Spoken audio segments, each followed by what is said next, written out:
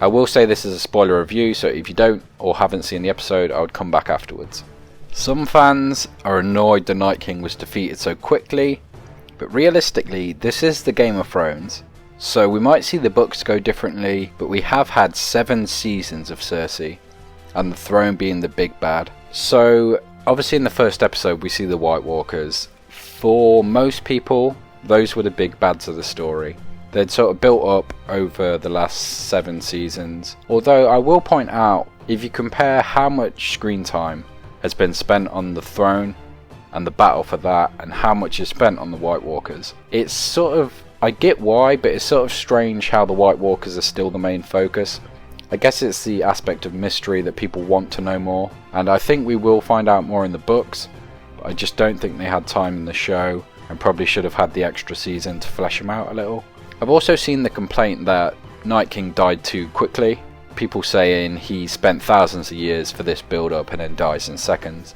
I don't get how you can spend thousands of years and then die in seconds. Obviously he hasn't died in seconds, he's been around thousands of years. I sort of get what they're saying, but again, I think we just have to roll with it at this point. I do see why people are angry, but Cersei as the big bad is something that's always been apparent. Maybe the Night King was supposed to overtake her, but he hasn't, so we now get this incredible battle of the living, which is and has been the big issue in Game of Thrones.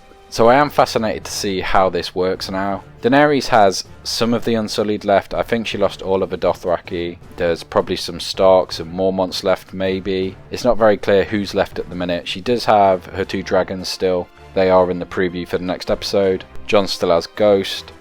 So they do still have a force, but it's a worry now. I have seen the theory that the Golden Compass was created by a Blackfire, which if you don't know is an extension of the Targaryens. So there is the chance that they sort of turn on Cersei at some point, which could be how it ends. It could be how they win the war. I know they have 2 dragons, but Cersei's devious. She's got a ton of wildfire. Like, I wouldn't be surprised if she loses, she blows up King's Landing or something. So we could see that sort of the bittersweet ending. Maybe we lose some characters in it. One thing I will say to defend the Night King and the story is not knowing his backstory isn't necessarily a bad thing. So my comparison would be the Joker from Batman. I feel like not knowing his backstory makes him a more evil and sinister character. If I knew how he was turned into what he is now, it wouldn't be as scary. Not knowing adds to the fear, it adds to the Night King as well. He is evil incarnated, like there is no story, he's just bad, it's bad versus good. So I think there is that defense for him. The other popular theory after the 3rd episode is that Sansa and Tyrion end up together. There was some flirting, there was some talks about reuniting. You could see it working, to be honest. I mean, obviously 2 very popular houses, very popular characters, and very intelligent characters. Also, most importantly, good characters. And I think that would be the biggest middle finger to Cersei, so I would love to see that. But as always, I want to hear your theories of what you think is going to happen next. It could be what's going to happen in the next couple of episodes, it could be how the show finishes, it could be theories on characters. Anything you think, drop them in the comments below and I'll be sure to do a video on that next. The point I will agree with is some of the mystery and lore has been wasted, it feels like. There was obviously the story of how the Night King was created, the Children of the Forest. There was the Azor Ahai prophecy of killing the Night King. There's just so much interesting stuff that has gone to waste with this decision of killing him so quickly. So I can see why fans are annoyed. Like, there are some downsides to this decision, but at this point we just have to sort of bear with it. We've got 3 episodes left. It's been an incredible show anyway. It was an amazing episode. There's so much good to look at in this, so although you might not have liked that part, I have heard the next episode is supposed to be the beginning. The middle will be the one after, obviously, which I think has the war in it, and then obviously the last episode will be the end. It's supposed to be sort of a 3-part series, so that should be interesting to see and sort of review and delve into. As obviously the show closes, there'll be a ton of theories coming out, but let's delve a little deeper into those thoughts, look at what you guys think, and most importantly, take a look at the episode. Some good points and some not so good points. I think the best thing we can do is go as the episode went, so I'll run through it first, then we'll look at theories, what could happen next, and a preview of the next episode. Now I think the first thing we should note is this look between Tyrion and Bran. If you remember after last episode, they did sit and speak about what Bran actually knew. So now Tyrion's in the know, he's one of the most intelligent characters on the show. I would expect some kind of plan, or they know something we don't basically, and we're going to see that pan out. So it could be that they had set up for Arya to be the one that takes down the Night King. I feel like Arya only knew she could do that when she bumped into Melisandre, so although saying that, Bran does know more than anyone else, so there's obviously the chance of that happening. Then we get the build up, all the tension. I was absolutely on the edge of my seat, not knowing who was going to die, how the war would go.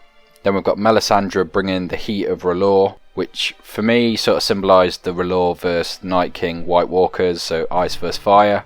The swords lighting and the Dothraki charging to the Whites is just incredible.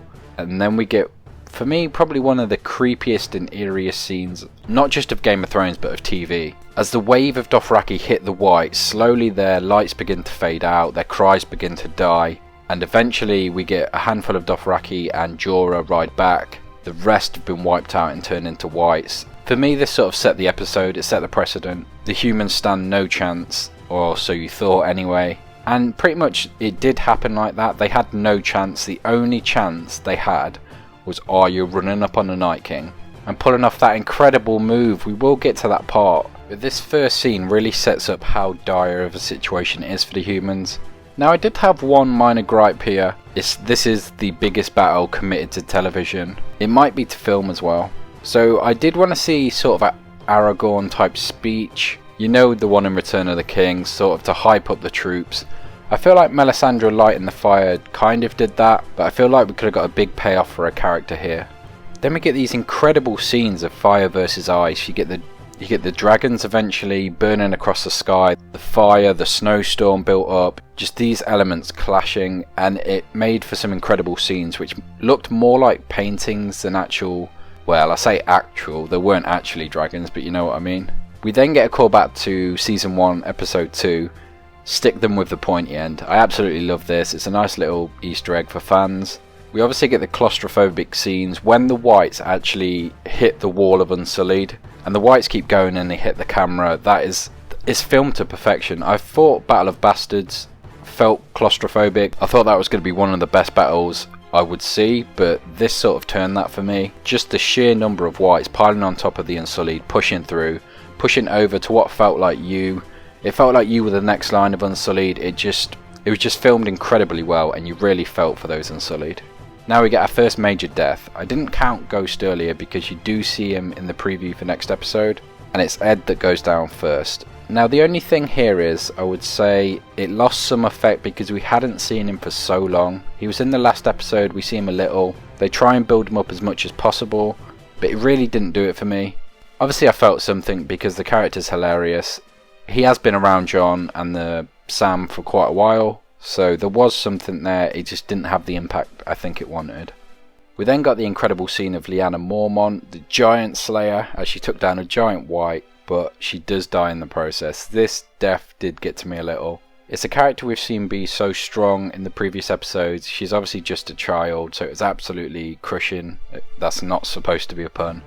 Yeah, just a really tough scene to watch. But at the same time, she killed a giant white, so if you're going to go down, that's the way to do it. But then from that we go into a touching moment with the Hound and Arya. Arya, for the first time we see her overrun, unable to deal with the Whites, scared, running, and the Hound sees it as well.